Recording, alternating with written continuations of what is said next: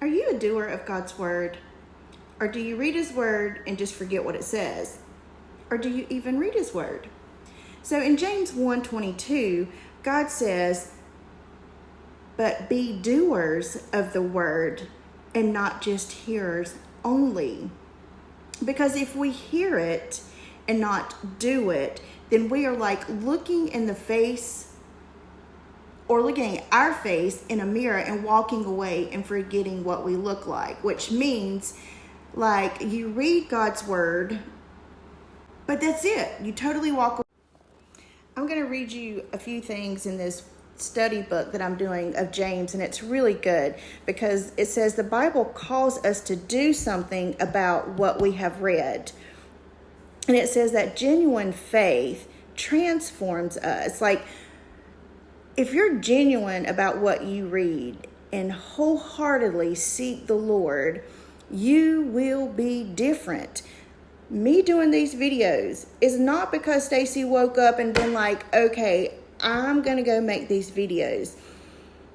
God has called me for the past 3 years to do this. I have put it off. Not because I wasn't genuine. It was just because I was like, really? You want me to get in front of the camera, which I totally don't like, and talk to people, which I totally don't want to do? That's because I was transformed by God's word. And it says here, I love what she says, those who claim to be followers of Jesus and come to church and look the part, but they are not believers. Because if there's no fruit in that person, like you see that person has totally changed, then is it real? And I'll just say, it is not by our works that is evidence of our salvation, because salvation is free. Salvation is for anyone who truly believes that Jesus died and rose again in 3 days. Okay, that is free to anyone who confesses and believes.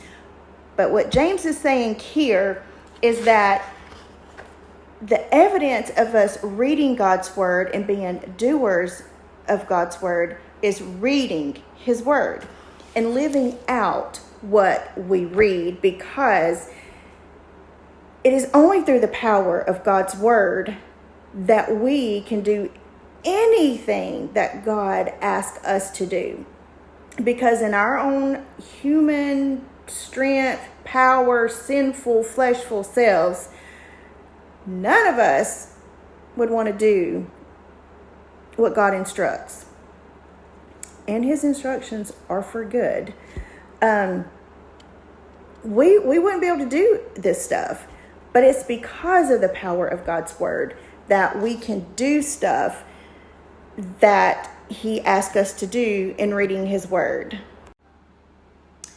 And one major fact and truth is freedom. Freedom is found in obedience to God's word. And I know the word obedience can really rub you the wrong way. Like, there's all these rules, because trust me, I don't want to be following anybody's rules. I have a hard time with that, because I'm like, you give me a rule and I'm going to break it. But it's not that way with God. And now I probably wouldn't break people's rules, but that was just me, because that was my sinful, fleshful self. But now, being a doer of God's word, that kind of just goes away. You kind of become a person you don't even recognize when you look in the mirror. You're like, whoa, who is she? But there's also so much freedom in following God's instructions. And it's like, he definitely is our parent. He's our father. And so his word gives us instructions to live by that help you live life. And it helps on a daily basis. And another promise that God gives us through all of this, yes, that's the good thing about it. He has these instructions for us, which are good for us. and not to harm us or to be bossy, as some people see it. But he also says, come to me, all who are weary, in Matthew 11:28-30. And it says, all of you take up my yoke and learn from me, because I am gentle and humble in heart, and you will find rest for yourselves. So in this lifetime, it's hard. And I know that most of you watching this are going through something, will be going through something. And we have the promise to go to God who will give us rest. So there you have it. Just in reading God's word and being a doer of God's word, he will help lighten our burdens. Not to say he's going to take every burden away, because he's not. And I don't know why. I mean, other than it's a fallen world. But some people can get so hung up on that. Let that go. Read God's word. Find out who he is. So that's it for today. So far we have learned about considering it joy when times of trouble come. But here's the thing. If you are not in God's word and you are not living out his word, you don't get that promise of God giving you joy in the midst of complete chaos in your life. Also, if you're in God's word and you're a doer of God's word, you have the promise that he will give you rest and when everything is overwhelming in your life.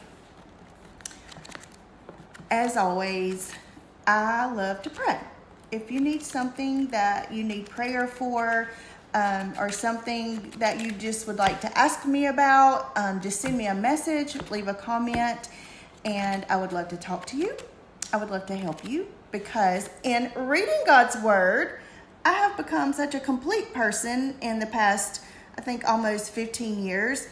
But back up.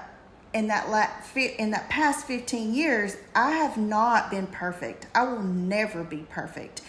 But as I continue to stay in his word more and more each day, I become different than I was 15 years ago. I love you. I would love to pray for you.